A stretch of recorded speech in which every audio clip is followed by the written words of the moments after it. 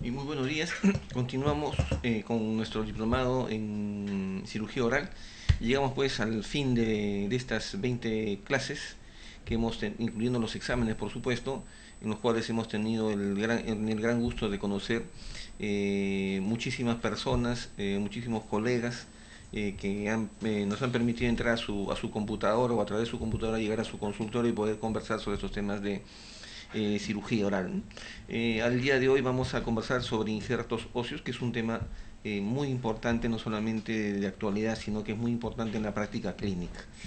Hasta hace unos 10 o 12 años aproximadamente, el aumento de reborde, una cosa impensable en odontología. Los pacientes que tenían pobre reborde estaban sentenciados a continuar su tratamiento protésico tradicional, ¿no? Con todas las limitaciones, adhesivos y cosas, sin la posibilidad de poderse colocar algún material o algún injerto óseo que le permita devolver el contorno, la altura, el volumen total de hueso y poderse rehabilitar después, ¿no? Sea con prótesis completa, con prótesis fija y posteriormente con implantes, ¿no? Prótesis sobre implantes, pero una vez de remodelado el hueso o haberlo aumentado mediante el uso de injertos. También la tecnología de los implantes ha permitido que se desarrollen nuevos biomateriales, nuevos componentes. Los componentes tradicionales o los huesos tradicionales tengan otro tipo de preparación y por lo tanto un comportamiento biológico distinto. Caso de la hidroxiapatita, que pasó de ser un material meramente sintético, no absorbible, un cuerpo extraño después de algunos años, a convertirse en una hidroxiapatita beta, que es, o fosfato tricálcico beta, que es lo mismo, que ha permitido pues que ese material sea utilizado de forma absorbible. También el avance tecnológico con aglomerantes, ¿no? Que permiten que el material óseo ya no se disperse dentro de una cavidad o de una superficie ligeramente expulsiva, sino que puede ser moldeado, se le puede dar forma y mantenerse en esa forma durante algunos minutos hasta que se endurece el material y finalmente permite que el espacio que hemos ganado, el aumento de volumen que hemos conseguido, no se pierda, no se aplaste por efecto de la fuerza de la masticación. También hemos caminado bastante hasta comprender que una cavidad, un lecho quirúrgico de una pisectomía, de un curetaje apical, no puede quedar simplemente en el curetaje, sino que parte del tratamiento completo incluye también, además del curetaje, y la pisectomía incluye la colocación de injertos óseos y la interposición de membranas. También, aunque no está muy difundido, se les recomienda actualmente a todos los pacientes que sufran de extracciones de dientes retenidos, que se les coloque un injerto óseo y una membrana inmediatamente después de haber sido realizado el tratamiento, ¿no? Para permitir la regeneración y la remodelación ósea. Es decir, la tendencia actual es a la de preservar el reborde residual, que es uno de los principios básicos en implantología, que es un diplomado al cual ojalá pronto podamos implementarlo también por vía digital a través de TVCOP, su canal odontológico aquí en el Perú. Pero los principios básicos para la interposición de injertos óseos es exactamente la misma, ¿no? Hay un proceso inflamatorio que es un mecanismo natural tanto de defensa del organismo como también un mecanismo de regeneración y en donde las plaquetas y los macrófagos juegan un rol muy importante, ¿no? Ambas células, principalmente las plaquetas, poseen factores de crecimiento muy variado, diverso y en buena concentración, para que permiten tanto el crecimiento óseo como el crecimiento epidérmico, el crecimiento fibroblástico y condroblástico y de cualquier tejido en general, ¿no? Esa es la maravilla de la naturaleza que es la plaqueta. Entonces la inflamación, vista como un proceso natural y fisiológico, es un mecanismo, un proceso, como decíamos, que se produce de manera espontánea, natural y automática y que se conoce con el nombre de regeneración. Y cuando hay un OXA, es decir, un agente externo, una bacteria, un agente químico, físico, ¿no? O en general uno biológico como una bacteria o de otro tipo, el organismo también se defiende mediante un proceso inflamatorio, pero el tejido que se forma es más bien un tejido de reparación, no un tejido de regeneración, como sucede en forma espontánea y natural.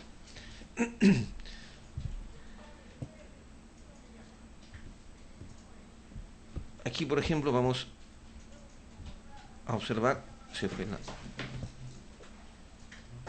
la imagen, ya.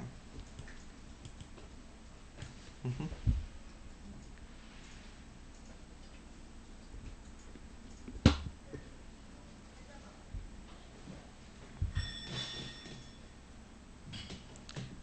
Aquí vemos que al momento, por ejemplo, de colocar un implante, se está produciendo, en este caso, un sangrado que va a ser vital para el proceso de inflamación. Y dentro de este mecanismo de inflamación, esta cascada de inflamación, resulta pues muy importante, como se ve aquí, la COX-1, ¿no? Que es una molécula isométrica de la COX-2 y la COX-3, cuya función principal es, en este caso, estimular la liberación de tromboxano 2, que es una sustancia que es un agente quimiotáctico que induce a las plaquetas a acudir a aquel lugar donde se ha producido un traumatismo, ¿no? Y formar el famoso tapón plaquetario. Y ese tapón plaquetario se forma a partir de la liberación de más tromboxano 2 que se libera del contenido citoplasmático cuando una plaqueta se agrega ahora, o sea, se adhiere a otra. Y también en el momento en que se adhiere una plaqueta a otra, la plaqueta libera su contenido citoplasmático, dentro del cual se encuentran factores de crecimiento, como hemos dicho, epidérmico, óseo, fibroblástico y de todo tipo, ¿no? Además, se libera una sustancia llamada nectina que permite justamente que es un adhesivo natural que permite que una plaqueta se adhiera a otra. Entonces, este círculo virtuoso en el cual la COX-1 va a inducir a la liberación de tromboxano A2 y este tromboxano A2 a que las plaquetas se vayan adhiriendo, va a permitir finalmente que estos factores de crecimiento se liberen en la zona donde el hueso necesita, en este caso, repararse, ¿no? El hueso en general está conformado por células, que estamos viendo ahora, hay osteocitos, osteoblastos y osteoclastos, un componente o matriz inorgánica compuesto básicamente de calcio y fósforo en una molécula llamada fosfato ticálcico o hidroxiapatina. En cuanto al magnesio, son trazas en realidad lo que existe, pero que es un fundamental como agente antioxidante. Y el calcio, lógicamente, que sirve como depósito para favorecer permitir la conformación, la constitución de un hueso mucho más sólido. En cuanto a la matriz orgánica, existe una serie de proteínas de diferente peso molecular, de las cuales el colágeno es la más importante y la que se encuentra en mayor proporción. Y dentro de las proteínas no colágenas encontramos al BMP, que es el nombre, la abreviatura en inglés de la proteína morfogenética del hueso, que es un factor de crecimiento óseo que se encuentra casi exclusivamente en el hueso, en este caso del ser humano. Y finalmente los factores solubles, que son llamados también factores de crecimiento o llamados también agentes mitógenos, porque inducen a la neoformación del tejido óseo en este caso, ¿no? Tanto el BMP como el TGF beta, que son las siglas del factor de crecimiento y transformación beta, y el PDGF, son las siglas del factor de crecimiento derivado de las plaquetas. Son sustancias solubles que van a participar en el proceso de regeneración, en este caso del hueso. Pero lo que nos interesa aquí es los injertos óseos. ¿De qué están compuestos los injertos óseos? Los injertos óseos pueden ser de varios tipos. El gold standard es el hueso autólogo del paciente, es decir, el hueso propio del paciente, que contiene células vivas, ojo, tiene células vivas, tiene matriz inorgánica, tiene matriz orgánica, tiene factores solubles. En cambio, los otros, y tiene por esa razón un comportamiento biológico que produce osteogénesis, es decir, por sí mismo es capaz de producir hueso y también estimular que el hueso que se encuentra a su alrededor produzca mayor cantidad de hueso. Luego tenemos a otros tipos de injertos, ¿no? Que ya no son autólogos, que son más bien huesos tanto de cadáveres humanos, ¿no? Hueso congelado humano, que no existe en el Perú, sí en Brasil, es el país más cercano, en donde este hueso congelado humano contiene todos los elementos que estamos viendo: células, matriz inorgánica, orgánica, factores solubles, pero donde la proporción de células vivas no es la misma, por lo tanto no tiene propiedades osteogénicas, sino más bien propiedades osteoinductoras, ¿no? Es decir, estimula al hueso de su entorno a que forme mayor cantidad de hueso, y él mismo, este injerto, se reabsorbe en determinado tiempo, ¿no? En tercer lugar, ¿no? Primero dijimos los materiales el hueso autólogo que tiene propiedades osteogénicas, luego vienen los osteoinductores, el ejemplo más claro y más efectivo es el hueso congelado humano, luego vienen todos los materiales o injertos óseos osteoconductores. Los osteoconductores no estimulan, no forman hueso, es decir, no son autólogos, no son osteogénicos, perdón, no producen nuevo hueso, por lo tanto, tampoco estimulan al hueso de su entorno a que formen nuevo hueso, porque si bien es cierto tiene células, pero no son células vivas, y si bien tiene factores solubles, no, perdón, en el caso de los osteoconductores no tienen factores solubles, ¿no? Entonces se trata más bien de una estructura de matriz inorgánica y orgánica, acompañada de células que ya no tienen vida, ¿no? Por lo tanto, es una estructura ósea, un injerto óseo que carece que no está vivo y por lo tanto no produce hueso, tampoco estimula el hueso de su entorno y solamente funciona como un relleno temporal, ¿no? Un relleno temporal que se va a ir absorbiendo poco a poco y va siendo reemplazado por el hueso sano. De la manera que ese es el mecanismo natural por el cual se produce la reabsorción, en este caso, del injerto óseo. Aquí encontramos en los huesos injertos óseos que tienen propiedades osteoconductoras al hueso de cadáver humano, pero no el congelado, sino el desecado, liofilizado. Tenemos aquí también al hueso de origen animal, sea bovino, equino, porcino. Y tenemos también en este grupo al fosfato tricálcico beta, ¿no? Llamado también beta-fosfato tricálcico, que es un componente sintético que tiene propiedades, como repito, osteoconductoras, ¿no? Es un relleno temporal. Y el último grupo de materiales que han sido usados como injertos o mal llamados injertos, ¿no? Porque no son tejidos, y que están constituidos por los materiales que son sintéticos. En este grupo particular solamente queda la hidroxiapatita alfa, que ya no existe en el mercado mundial, ¿no? Decíamos entonces que los injertos óseos que producen osteogénesis son aquellos que tienen células óseas vivas. Aquellos que producen osteoinducción son aquellos que además de tener una matriz orgánica e inorgánica, tienen proteínas morfogenéticas, es decir, a diferencia de los que tienen osteogénesis, no tienen células vivas. Los osteoconductores que no tienen células óseas vivas y tampoco tienen proteínas morfogenéticas, no tienen factores solubles. Los materiales que producen o que tienen propiedades osteotróficas, es decir, que tienen cierta afinidad por el tejido óseo, pero son materiales inertes, y otros que en realidad son solamente biocompatibles o rellenos cavitarios, que se conocen como osteofilia, es decir, ni siquiera tienen afinidad por el hueso, pero que quedan ahí como son materiales, una forma de materiales inertes, ¿no? Aquí encontramos a la hidroxiapatita alfa. Otra clasificación de los injertos óseos, porque hay varias, puede estar en función del origen de la especie, ¿no? De la especie del cual se está obteniendo el injerto óseo, ¿no? Que está en la columna de color naranja, ¿no? Acá encontramos al hueso liofilizado bovino, equino, porcino y el hueso liofilizado de cadáver humano. La única diferencia entre el equino, porcino y bovino es que en algunos países de Europa, Estados Unidos, está prohibido el hueso bovino desde hace aproximadamente 10 años, ¿no? En que apareció el síndrome de las vacas locas, ¿no? Posteriormente, en cambio, en países sudamericanos, Argentina, Brasil, Perú, se utiliza muchísimo el hueso de origen bovino, ¿no? Si hablamos del tipo de material óseo que contiene el injerto, estamos hablando de la columna superior derecha, donde dice hueso cortical, medular o corticomedular. Es decir, que el injerto puede contener solo cortical o principalmente cortical, solamente medular, que es muy raro, y lo que generalmente existe en el mercado, que son partículas de diferente tamaño y de diferente densidad de hueso córtico medular. Y finalmente la clasificación que está en color celeste, que es una clasificación muy usada en odontología sobre todo, que clasifica los injertos de acuerdo a su contenido orgánico, inorgánico o la combinación de ambas, el mix que se conoce, ¿no? Es decir, que este hueso posee hueso inorgánico y componentes orgánicos, ¿no?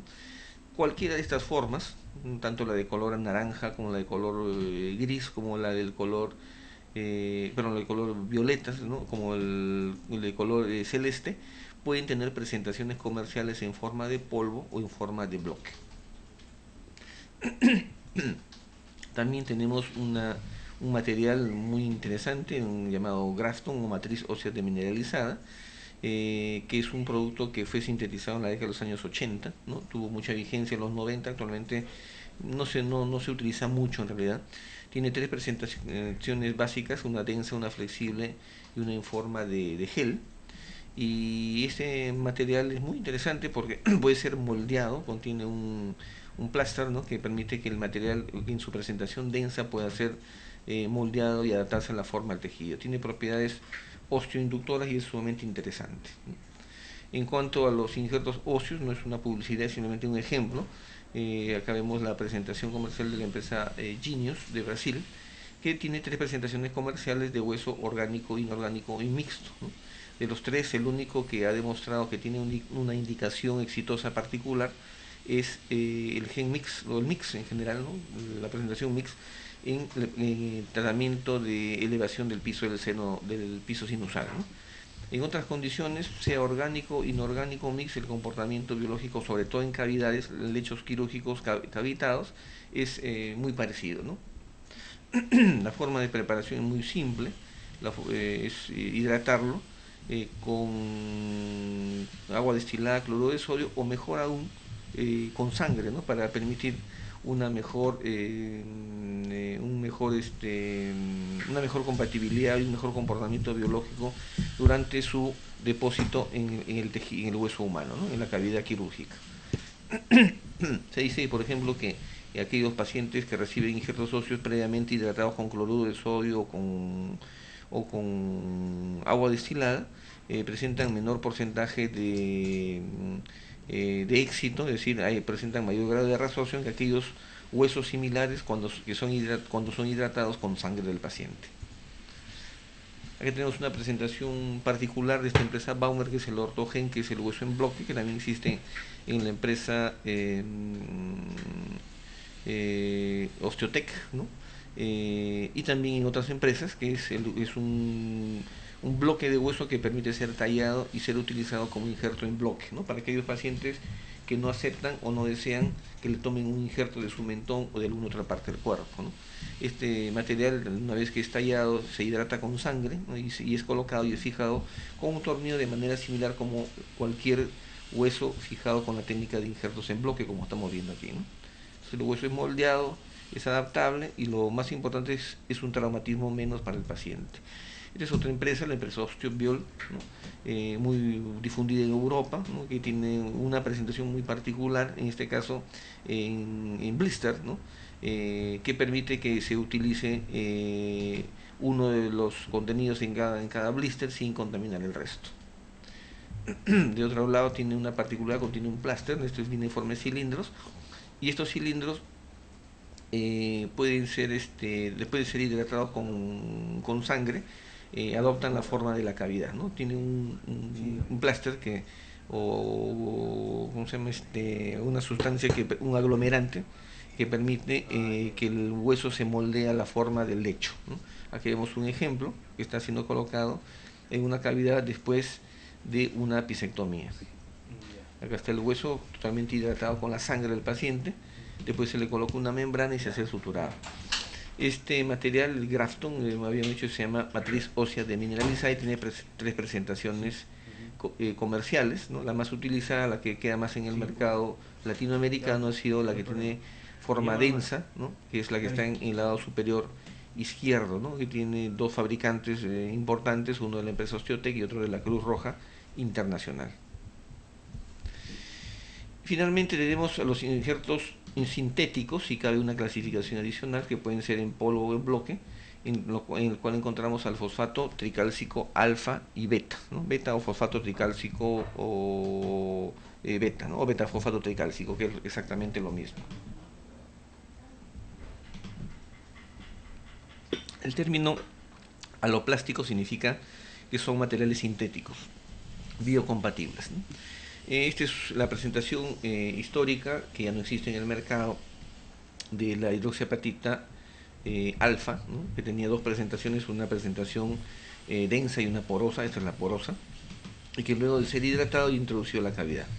Al lado derecho vemos un corte de tibia y conejo en el cual observamos que las zonas rosadas corresponden al hueso y las zonas blancas corresponden a las partículas de este material sintético que al no ser absorbible quedan como corvos extraños dentro del tejido, ¿no? Y que no son muy recomendables cuando se colocan implantes porque al no ser reemplazados por hueso normal, por hueso natural, entonces no permite que haya pues un contacto íntimo entre la superficie del implante y en este caso del material aloplástico. Este material de la empresa Ceptodon también es muy bueno, tiene propiedades solamente osteoconductoras, es un osteoconductor, es un relleno temporal biocompatible que contiene un aglomerante y tiene una jeringa para ubicar, para posicionar el material de manera fácil dentro de la cavidad bucal, ¿no? Vienen presentaciones de 1 gramo. Vamos a ver ahora algunos ejemplos de esto. Esta es la presentación del RTR, que también tiene una facilidad para ser colocado dentro del tejido, igual como todo material que se usa como injerto óseo es hidratado previamente, de preferencia con sangre propia del paciente. Vemos aquí estamos llenando la cavidad y luego esto debe ser cubierto por una membrana, no puede ser colocado directamente sobre el tejido blando, sino el tejido blando, la encía, se comienza a invaginar y a reemplazar al hueso injerto óseo que hemos colocado. Las indicaciones o los usos pueden ser para cualquier lesión cavitada o no cavitada, es una clasificación. Otros dicen cavidades retentivas o cavitadas y cavidades expulsivas o no cavitadas, ¿no? Lo cierto es que cuando existe un defecto óseo, cuando existe pérdida de tejido, cuando hacemos una extracción dentaria y no la cubrimos con un injerto, siempre corremos y está en contacto con el periósteo, siempre corremos el riesgo que el periósteo y el tejido blando se invaginen en la cavidad y en lugar de producirse nuevo hueso se produzca únicamente un reemplazo de tejido fibroso dentro de la cavidad, ¿no? Acá vamos a ver un ejemplo, una paciente de 12 años que presenta un diente sumergido en el cuarto cuadrante, un diente deciduo con anquilosis en la base, un primer y segundo molar retenidos en posición mesioangular, ¿no? Abajo vemos el corte tomográfico en el cual se observa el paso cercano del conducto dentario inferior, ¿no? El día de la cirugía vemos aquí en este lado izquierdo el momento en que estamos seccionando una parte del diente deciduo para extraerlo y acá vemos el lecho quirúrgico. Luego en este caso vamos a colocar un hueso liofilizado, estamos mezclando parcialmente con el cloruro de sodio y después vamos a combinarlo con agua, con sangre del paciente. Este es el momento en el cual las partículas están siendo colocadas dentro del hueso. Es un gen mix, es un mix, hueso orgánico e inorgánico. Y luego lo cubrimos con una membrana, ¿no? En este caso, más que membrana, es una delgada lámina de hueso cortical bovino que cumple la función de barrera mecánica o membrana, ¿no? Pero no es propiamente una membrana. Aquí está nuevamente en la cavidad y acá está siendo cubierta por esta membrana de hueso cortical bovino, ¿no? Después se realiza el suturado y esperando que en el tiempo este material sea reemplazado por tejido óseo, ¿no? Estudios de diferentes autores han demostrado que el hueso injertado se reemplaza definitivamente y en un 100% después de 8 a 10 años, ¿no? Lo cual no significa que vamos a esperar 10 años para colocar los implantes, sino simplemente esperar un tiempo promedio de 8 a 10 meses. Según Curie, según Fawad Curie, esto puede hacerse incluso después de 6 meses de haber colocado el injerto. En este caso vemos arriba en el segundo cuadrante un premolar retenido en posición distoangular y por encima de este, próximo al seno maxilar, encontramos otro diente sumergido, ¿no? Que al momento de ser extraído va a crear una comunicación bucosinusal. Arriba a la izquierda vemos el caso clínico, arriba a la derecha vemos el lecho quirúrgico después de haber extraído el diente. Y aquí vemos una zona más oscura que corresponde a la comunicación bucosinusal. En este caso hemos colocado una membrana para tapizar y cerrar la comunicación bucosinusal. Luego colocamos una capa o la masa de hueso de injerto óseo y después de origen bovino y luego cubrimos con una membrana, ¿no? En este caso, esto es una membrana también de hueso cortical, ¿no? Que ha sido laminado y que después de embeberse en los fluidos adquiere cierto grado de plasticidad, ¿no? no es totalmente moldeable, es un material moderadamente plástico, tiene memoria, ¿no?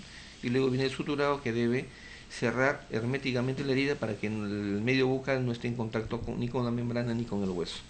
Es una radiografía posterior, posoperatoria, ¿no?, tomada al mes.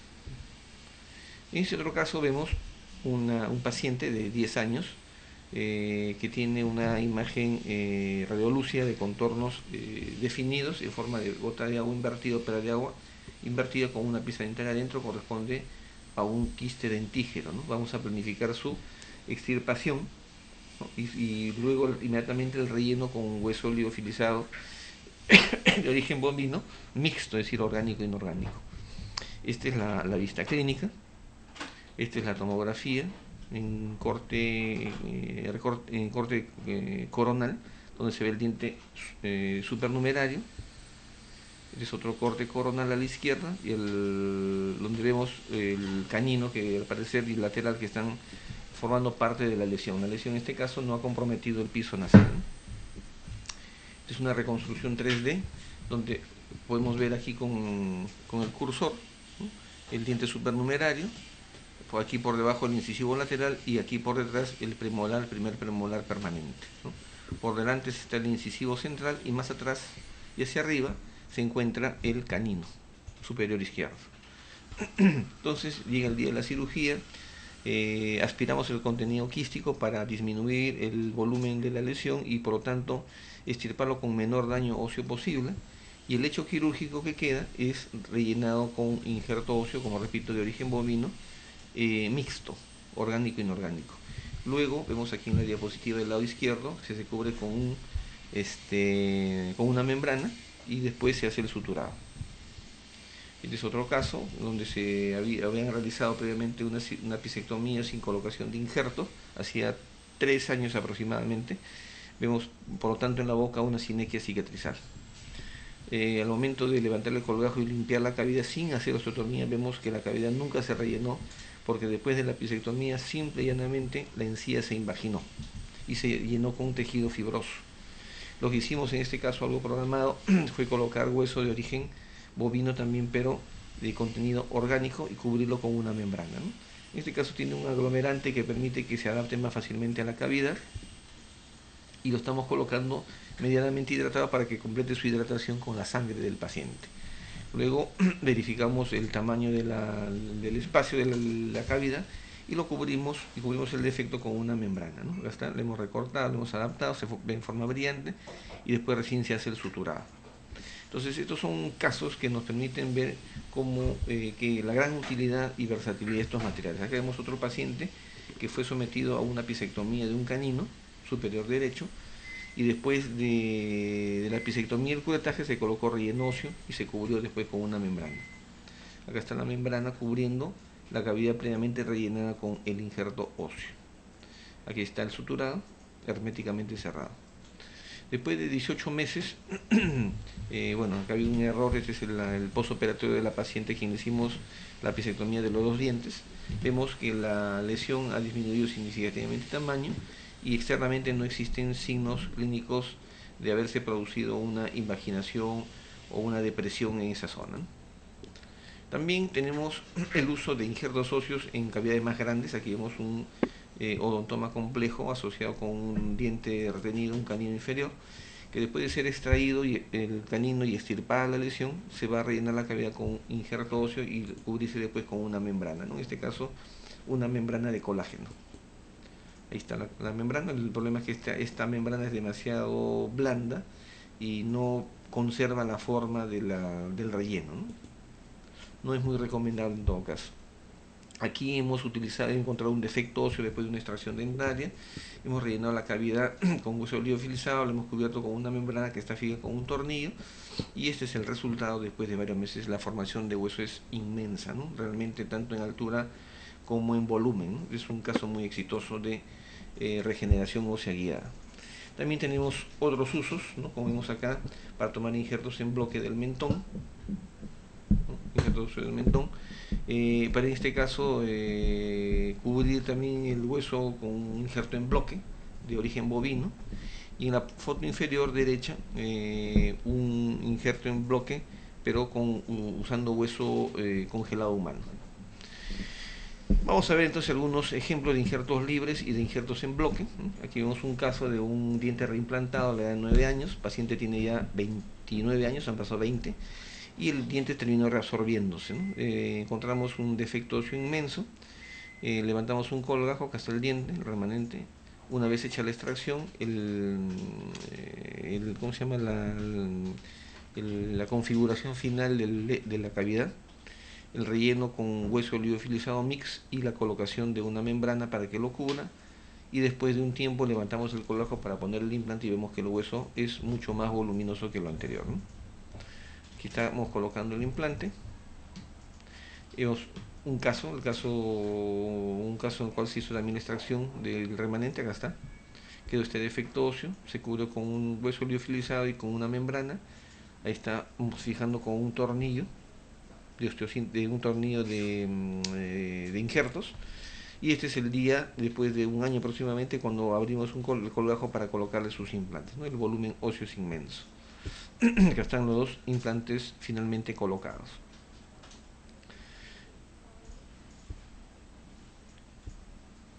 En cuanto a los injertos en bloque, es el gold standard de la cirugía actual, ¿no? Vamos a ver algunos casos muy interesantes.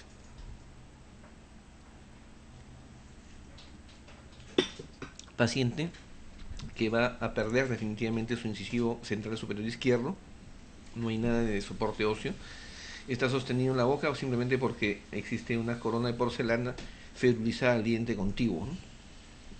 Esta es la radiografía. Anteriormente también habían hecho un tratamiento de apicectomía. La raíz es muy pequeña, el hueso es muy pobre. Este es el día de la extracción de los dos incisivos, porque finalmente ambos incisivos tenían tanto una lesión apical como también poco soporte óseo. En el lado izquierdo estamos levantando un colgajo para colocar un injerto en bloque del mentón previamente adaptado. Se rellenan los espacios con hueso liofilizado y se cubre con una membrana, ¿no? Esa es la sutura. Después de un mes vemos el volumen óseo. En este otro caso, la paciente ha perdido también, hacía 20 años que era portadora de un puente fijo, que inadecuadamente había sido confeccionado tomando como pilares a ambos incisivos laterales, ¿no? El resultado fue que finalmente el incisivo lateral derecho quedó sin soporte óseo y el izquierdo, en este caso, tenía una movilidad grado 3. Este es el día de la extracción, y pocos días después tomamos un injerto de mentón del lado derecho para rellenar, fíjense, esta cavidad expulsiva, ¿no? Y con una gran depresión en lugar donde estaba anteriormente el incisivo lateral, pero ya superpuesto casi sobre la encía. Esto que parece un diente en realidad es el injerto óseo que ha sido tallado con un poco de exceso para cubrir este defecto, ¿no? Después se cubre con una membrana, y el suturado, este es el caso del paciente, la paciente, al cabo de una semana aproximadamente. Aquí vemos el tornillo largo que se ha utilizado para fijar el injerto en bloque. Aquí tenemos otro caso, un paciente que quiere ponerse implante, pero que en la zona anterior vemos que el hueso es muy pobre. Acá hay una extrusión del premolar superior conjuntamente con todo su hueso dentro-alveolar. Vemos la tomografía de perfil a nivel de la pieza 1.2 y 2.1, donde se ve que el hueso es extremadamente pobre. Entonces hemos colocado injertos de mentón en ambos lados, mentón derecho e izquierdo, para devolverle el contorno del hueso en esta zona y después colocarle sus implantes. Es una etapa posterior donde ya se están avanzando en la colocación de los implantes, pero lo que nos interesa es que acá arriba en la premaxila aparecen los dos tornillos de fijación de los injertos que hemos colocado en este caso que estamos viendo ahora, ¿no? Es una señora de 60 años aproximadamente que quiere ponerse implantes. En apariencia el hueso es bastante interesante desde el punto de vista clínico, pero resulta que no era tan interesante, sino solo estaba cubierto por una encía sumamente fibrosa, ¿no? Y en la tomografía se ve pues que es una raíz, pero un hueso en forma de J y sumamente delgado, que no va a permitir colocar inmediatamente los implantes en la zona anterior. Entonces estamos tomando un injerto del lado derecho y del lado izquierdo en forma simultánea, no tocamos el hueso de la parte media porque es demasiado corticalizado, y finalmente colocamos los injertos en bloque fijándolos con dos tornillos de injertos, en este caso de la marca Conexado.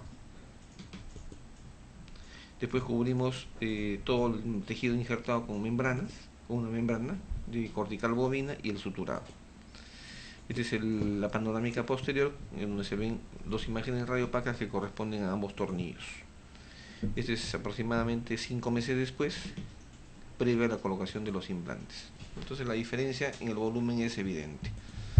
Acá vemos en este caso una paciente que aparentemente tenía hueso suficiente en la zona anterior, pero la tomografía nos indica, nos muestra que había un adelgazamiento excesivo del reborde alveolar en la zona anterior. También tomamos injerto en bloque de los dos lados y finalmente lo colocamos partiéndolos en 3 segmentos en todo el reborde alveolar superior, ¿no? Acá está la vista palatina, se ve que está uno de ellos bastante montado, pero está fijo. El resto se rellenó con hueso liofilizado y se cubrió con una membrana. Se produjo un hematoma postoperatorio, ¿no?, bastante severo, que felizmente no se complicó no se llegó a complicar felizmente con una infección, ¿no? En maxilar superior vemos en este caso que el edema es mínimo, la equimosis es pequeña, y después de 20 días vemos el resultado, donde ya la encía está totalmente cicatrizada, pero donde uno de los tornillos ha perforado la tabla palatina y ha aparecido por el lado palatino, ¿no?, que es una complicación. Tuvimos que fresar con mucho cuidado este tornillo que atravesaba el lado palatino, y la paciente continuó sus controles a los 4, 8 y 10 meses, ¿no? Este es un control a los 4 meses. Esta es una vista ya casi a los 8 meses, donde estamos observando incluso que dos de los tornillos están haciendo prominencia por el lado vestibular. Y finalmente acá abajo a la izquierda los 3 tornillos que fueron colocados. El del medio fue, como ustedes se dan cuenta, está chato porque nosotros tuvimos que cortar porque había perforado la tabla palatina. Vemos entonces la diferencia acá abajo, una foto clínica antes y después, ¿no? Anteriormente había tenido más bien una depresión en la zona media y apical del reborde, ¿no? Este es otro paciente a quien le falta un incisivo central superior, pero tenía una depresión marcada y tuvimos que colocarle un injerto antes de colocarle un implante. En este caso le faltan 2 dientes, un incisivo central y uno lateral, pero el reborde es muy deprimido como para colocar un implante.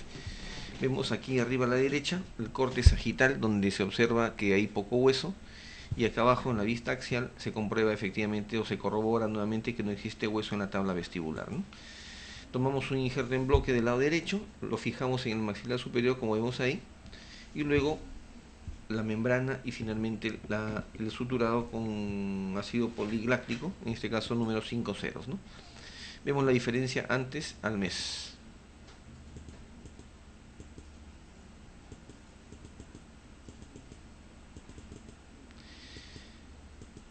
Entonces, en este caso particular, vemos un defecto óseo después de la extracción de un primer premolar superior.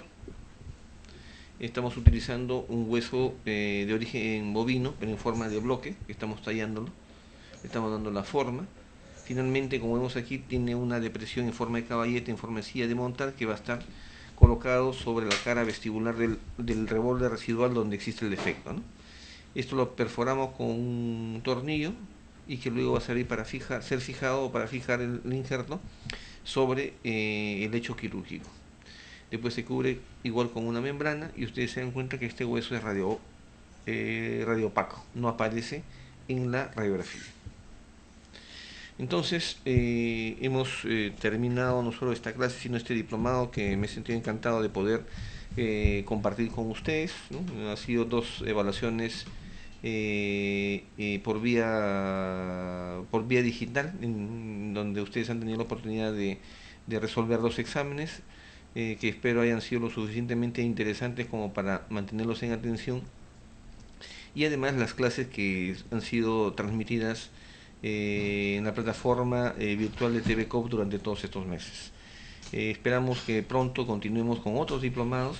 Realmente ha sido impresionante la cantidad de colegas, tanto de Lima, de provincia, de todo el Perú, así como también colegas de países hermanos, Colombia, Ecuador, Chile, Brasil, y también algunos colegas que estaban en México, Estados Unidos, así como también en España e Italia. a los cuales les damos desde aquí un saludo afectuoso y que los esperamos prontamente para seguir compartiendo nuestras experiencias en cirugía bucal.